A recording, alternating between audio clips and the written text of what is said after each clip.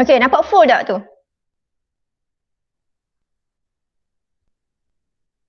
Apa nampak? Okey. So kita sambung balik tadi. Jadi perubahan tenaga, kalau sel kimia ringkas ni menukarkan tenaga kimia kepada tenaga elektrik. Kalau dia tanya, apakah perubahan tenaga dalam sel kimia?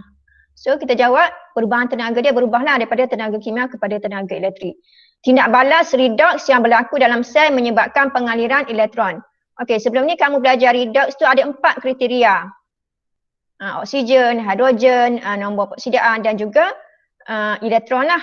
Sama ada menerima atau hilang elektron. Jadi sel kimia ringkas ni kita boleh tengok berdasarkan bahan. Bahan tindak balas tu sama ada dia mengalami dia terima elektron ataupun dia hilang elektron.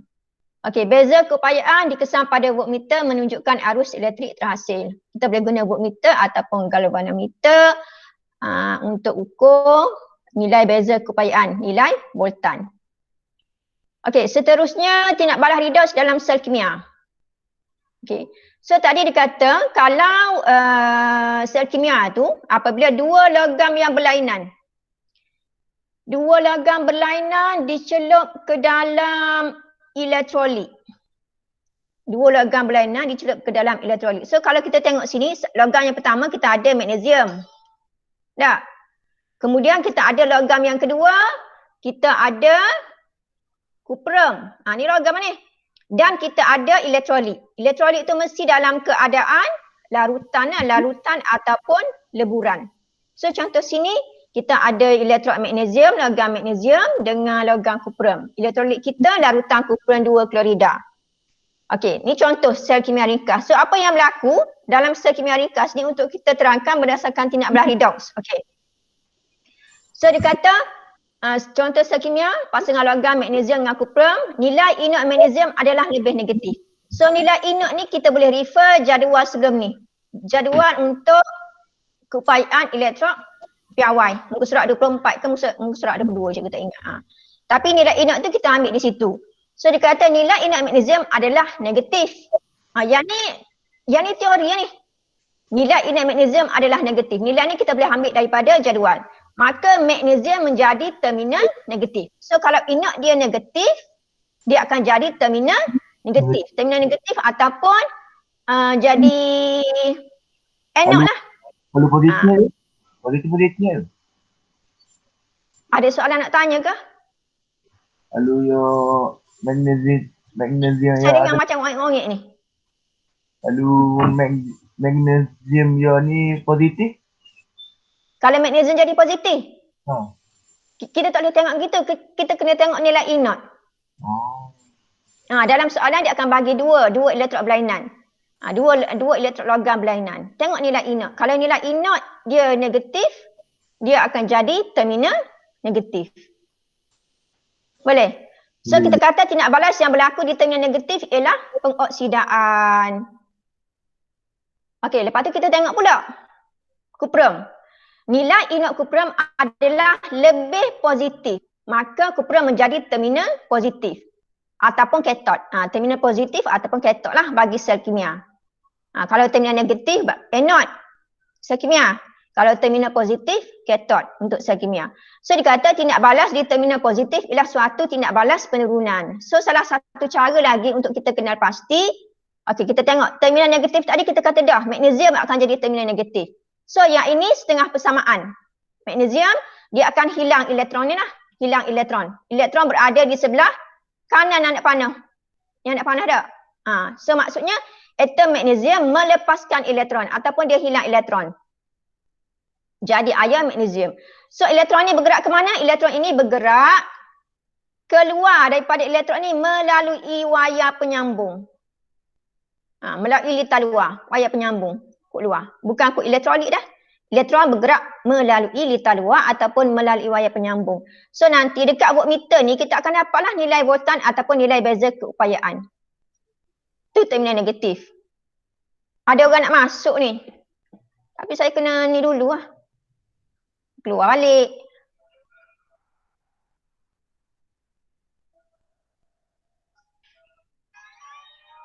Ataupun kita nak biar je dia. Biar je lah dia.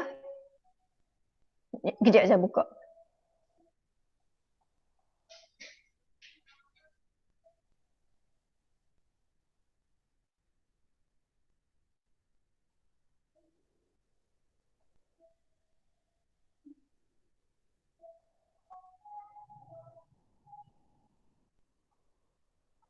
Okey, sama balik. Okey, tadi terminal negatif, pengoksidaan. So, yang seterusnya kita tengok terminal positif. Tak? Jadi kita nak tentukan dia sama ada terminal negatif ataupun terminal positif adalah berdasarkan nilai E naught dalam jadual. Dan kalau dalam soalan dia akan bagilah nilai E naught tu. Okey.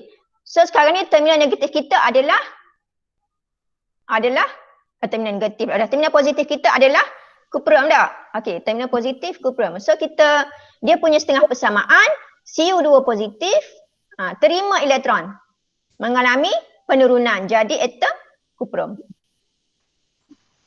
Boleh? Boleh. Kalau awak nak tanya, awak tanya je lah. Okey. Seterusnya. Okey, ni yang biasa ni teori. Pengaliran elektron. So dikata elektron mengalir daripada terminal negatif anode kepada terminal positif iaitu katot. Okey, pengaliran arus daripada katot kepada anode lah. So apa yang berlaku bila elektron mengalir ataupun kalau anode ni hilang elektron, proses pengoksidaan. Kalau katot terima elektron, proses penurunan. Okey, yang ni teori. Okey, seterusnya kita tengok contoh sel kimia. Contoh sel kimia. Okey. Okey, contoh sel kimia. Yang ni dia bagi contoh sel Daniell. Salah satu contoh sel kimia adalah sel Daniell. Okey, sel Daniell ni rupa bentuk dia lah ni. Rajah 1.8, rajah 1.18B. Cuma beza dia, kalau yang A ni, dia guna titian garam. Okey, mana titian garam? Ni titian garam ni. Ni. Ni titian garam ni. Okey. Kalau yang B, dia guna pasu berliang. Pasu berliang ni dia macam pasu lah. Ni kedudukan dia. Okey. So fungsi titian garam dengan pasu berliang ni paling mudah lah. Fungsi paling mudah dia kata untuk membenarkan pengaliran ion. Untuk tulisan saya tak comel sangat. Dah lah kena tulis guna benda ni. Okey, untuk membenarkan pengaliran ion. Kau pernah dengar dah ni? Kalau awak baca buku awak akan jumpa lah. Untuk membenarkan pengaliran ion dan melengkapkan litar.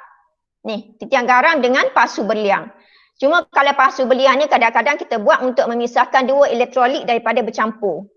Pasu berliang. Tapi dua-dua bahan ni fungsi dia adalah untuk membenarkan pengaliran ion dan melengkapkan litar. Okey. So kalau sel Daniell, kalau sel kimia ringkas tadi dia guna satu sahaja elektrolit. Tapi dua logam yang berbeza. Kalau sel Daniell, dia guna dua logam yang berbeza dalam dua elektrolit yang sepadan dengan elektrod yang kita guna tu. Contohnya, kalau kita guna elektrod zinc, so elektrolit kita yang ada ni lah, zinc sulfat ni. Boleh juga kita guna sebatang ionik lain pun. Tapi kebiasaannya dalam soalan dia akan bagi yang sama lah. Elektrod zinc, so larutan dia larutan zinc sulfat. Kalau kita guna elektrod kuprum, maka elektrolit kita adalah larutan kuprum 2 sulfat. Jangan pula buat kuprum 2 karbonat. Sebab kuprum 2 karbonat itu garam tak terlarutkan. So kita tak boleh guna. Dia tak larut. So kita pastikan yang elektrolit yang kita guna itu adalah sebutan ionik yang larut lah. Ataupun dengan kata lain, paling mudah garam terlarutkan. Okey. So ni setting alat radar kalau kita guna titian garam dengan pasu berliang. Ada nak tanya tak?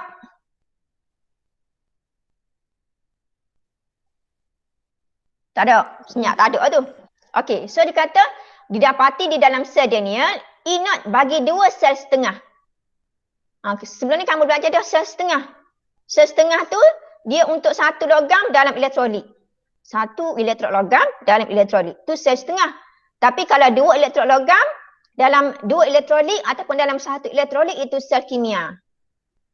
Kalau gini sel Daniell. So dia kata E naught bagi 2 sel setengah ialah zinc Zn2 positif tambah 2 elektron, Zn E naught dia negatif 0.76 volt.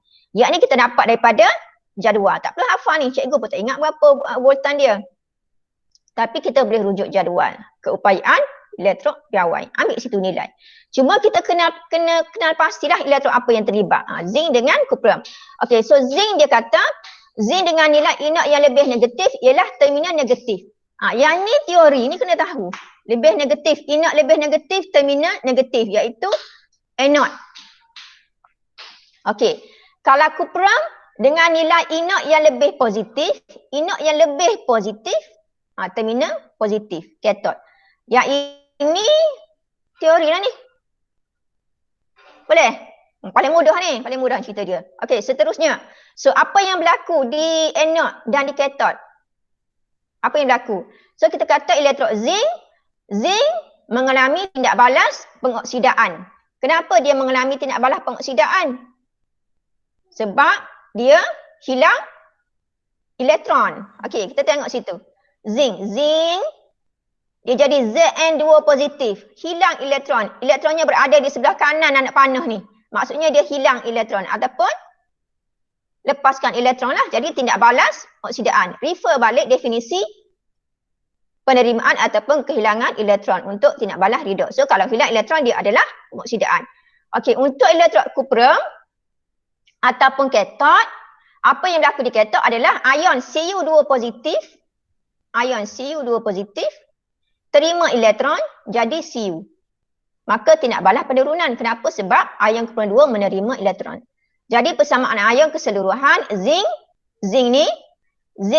yang ini untuk persamaan ion kita tambahkan dengan Cu2 positif ni.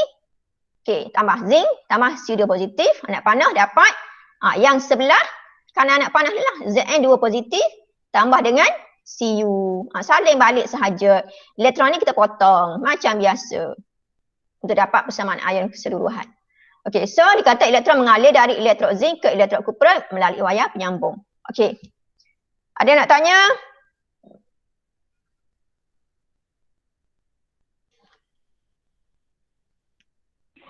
Tiada. Tak ada. Okey, yang ini notasi sel. Sel kimia boleh ditulis dalam bentuk notasi sel. Notasi sel. Okey, anode ditulis di sebelah kiri notasi sel dan kathod ditulis di sebelah kanan notasi sel. Ni bentuk notasi sel kalau soalan tu minta kamu tulis dalam bentuk notasi sel. Okey. So, ni dia bagi contoh. Apa yang kita kena tulis pada notasi sel untuk sel kimia. Okey. So first kali kita kena tentukanlah yang mana satu anode, yang mana satu kathod. Nak tentukan anode dan kathod ni kita kena refer nilai keupayaan elektrod piawai. Nilai inert dia tu berapa? Sama ada dia negatif ataupun positif. Daripada situ kita boleh tentukan anode dan kathod untuk sel kimia tersebut. Okey, kita tengok yang ni. So dia kata nak tulis notasi sel anode, elektrod lah. Logam ataupun logam. Okey, kemudian larutan ion. Ion apa yang terlibat dalam tu? Okey, kathod kita tulis sini elektrod, sini larutan ion. Okey, yang ini adalah simbol, di tengah ni adalah simbol titian garam. Kalau dia buat double tak? Double gitu untuk titian garam. Titian garam atas notasi sel tu, titian garam. Kalau dia buat anak panah ke atas. Anak panah ke atas ni kalau dia guna pasu berliang. Tengok soalan lah. Soalan tu dia guna titian garam ke dia guna pasu berliang. Kalau titian garam kita guna ni. Hak ni. Double line ke atas. Kalau pasu berliang kita guna anak panah ke atas. Okey, contoh notasi sel bagi sel denial yang tadi. Contoh tadi. Jadi elektrod logam yang kita guna adalah zinc. Okey, elektrod logam yang kita guna zinc. So kita buatlah zinc. Kemudian dia punya larutan. Zinc apa tadi? Zinc nitrat ke zinc sulfat tadi? Zn2 positif yang terlibat daripada persamaan sel setengah. Daripada persamaan setengah yang kita tulis awal-awal tadi, kita gitu balik. Tulis baliklah. Zn dapat Zn2 positif tambah 2 elektron. So larutan ion ataupun elektrolit kita adalah zinc 2 positif. Kemudian aqueous ni, kamu tulislah berapa kepekatan dia. Ni kita dapat daripada soalan. Okey, untuk anode ataupun terminal negatif. Kalau untuk kathod, ujung sekali tu kuprum. Kuprum. Kemudian larutan dia. Daripada persamaan setengah, kita ambil Cu2 positif tambah 2 elektron. So, kita ambil yang ion dalam elektrolit tu. Tuliskan kepekatan larutan. Katot, terminal, positif. Ni tulis ni. Okey. Kemudian tengah ni, kalau dia guna pasu berliang, kita buat anak panah. Kalau dia guna titian garam, kita buat gini ya. Double line ke atas. Titian garam. Kalau dia guna pasu berliang, buatlah anak panah ke atas gitu. Okey. So, yang ini kita nak tentukan bacaan voltan inert bagi sedenium. Nak tentukan inert bagi sedenium ni lah. Berapa beza keupayaan dia. Ataupun bacaan voltan dia. So, formula dia. Inert untuk sel sama dengan inert katot tolak inert untuk anode. Okey. So, inert katot dengan inert untuk anode ni kita ambil daripada jadual. Dalam soalan dia dah bagi. Kalau nilai dia positif, awak buatlah positif. Kalau nilai dia negatif, awak buatlah nilai dia negatif. So, nilai ni kena tulis, kena salin. Tak boleh tertinggal. So, kita gantilah nilai tu dalam formula ni. Inert sel sama dengan, okey, inert untuk katot. Inert untuk katot adalah yang kuprum tadi. Ion kuprum 2 kepada atom kuprum tadi. Positif 0.34. Tolak dengan inert untuk anode. Ni. Inert untuk anode nilai negatif tak? Kalau kita tengok daripada jadual. So kita tolak. 0.34 tolak. Tolak lagi. Negatif 0.76. Jadi kalau tolak dengan negatif kita jadi positif tak? So tekan kalkulator. 0.34 akan jadi tambah lah ni. Akan jadi tambah. 0.76 dapat positif 1.10 volt. Positif ini mesti ditulis. Okey. Ada soalan? Tak ada. Tak ada. So hari ni setakat ni dulu. So yang ni untuk kelas ni kamu boleh tulis boleh kenal pasti sel kimia ringkas. Contoh sel kimia tu sedenium. Kemudian kita boleh tentukan siapa yang mengalami pengoksidaan, bahan apa yang mengalami penurunan, boleh tulis persamaan setengah. Dekat anode, dekat katot. Last sekali kita boleh tulis notasi sel ni. Berdasarkan sel kimia yang diberi dan juga kamu boleh hitung bacaan inert bagi sel. Ataupun nilai voltan dia lah berapa. Mesti ada nilai positif ke negatif. Ada nombor, kemudian ada unit. V huruf besar. Okey, boleh? Apa lepas ni tanya lagi. Okey, so untuk hari ni kita stop dulu sampai sini. Nanti kamu boleh, kita boleh sambung semula dalam Telegram. Apa-apa soalan. Dah. So tunggu untuk arahan seterusnya. Kita refer balik dalam Telegram. Okey, terima kasih semua. Assalamualaikum. Assalamualaikum warahmatullahi wabarakatuh.